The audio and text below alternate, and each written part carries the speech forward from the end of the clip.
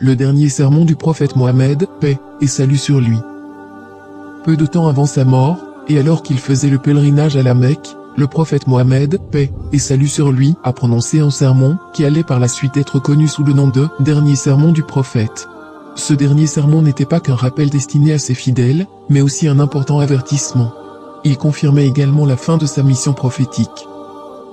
Le prophète Mohammed, paix et salut sur lui, a prononcé son dernier sermon au cours du pèlerinage de l'an 632, au 9e jour du mois de Dhul-Hijjah, qui est le 12e mois du calendrier lunaire. Il se tenait sur le mont Arafat, devant des milliers de musulmans. Après avoir loué et remercié Dieu, le prophète, paix et salut sur lui, a déclaré : « Ô peuple, écoutez-moi attentivement, car je ne sais pas si, après cette année-ci, je serai encore parmi vous. Écoutez, donc, ce que je vous dis avec beaucoup d'attention et transmettez ce message à ceux qui ne pouvaient être présents parmi nous aujourd'hui. Ô peuple, tout comme vous considérez ce mois, ce jour, cette cité comme sacrée, considérez aussi la vie et les biens de chaque musulman comme sacrés. Retournez à leurs légitimes propriétaires les biens qui vous ont été confiés. Ne blessez personne afin que personne ne puisse vous blesser. Souvenez-vous qu'en vérité, vous rencontrerez votre Seigneur et qu'effectivement, il vous demandera compte de vos actes. Dieu vous a défendu de pratiquer l'usure, de prendre ou payer de l'intérêt, donc tout intérêt non payé sera maintenant annulé. Votre capital, cependant, vous revient. Vous n'infligerez, ni n'endurerez aucune injustice. Dieu a décidé de rendre l'intérêt illicite, et tout intérêt qui était dû à Abbas ibn Abdel-Muttalib sera maintenant annulé. Méfiez-vous de Satan, pour le salut de votre religion. Il a perdu tout espoir de ne pouvoir jamais vous amener à commettre les grands péchés. Attention, donc, à ne pas le suivre dans les péchés mineurs.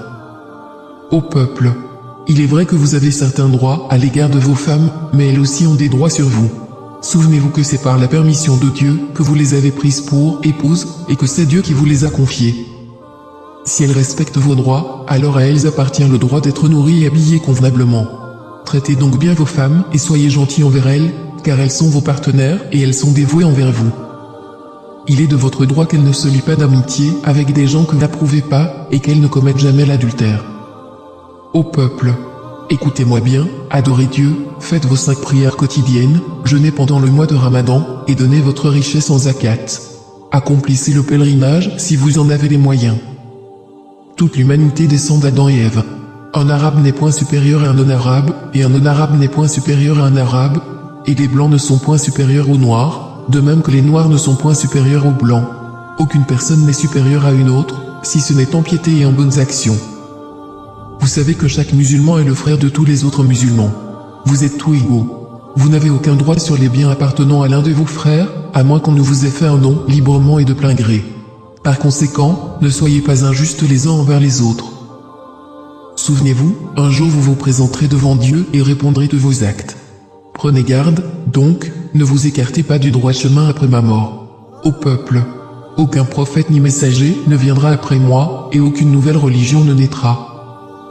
Raisonnez bien, ô peuple, et comprenez bien les mots que je vous transmets. Je laisse derrière moi 2 choses, le Coran, et mon exemple, la Sunna. Et si vous les suivez, jamais vous ne vous égarerez. Que tous ceux qui m'écoutent transmettent ce message à d'autres, et cela à d'autres encore, et que les derniers puissent le comprendre mieux que ceux qui m'écoutent directement. Sois témoin, ô Dieu, que j'ai transmis ton message à tes serviteurs.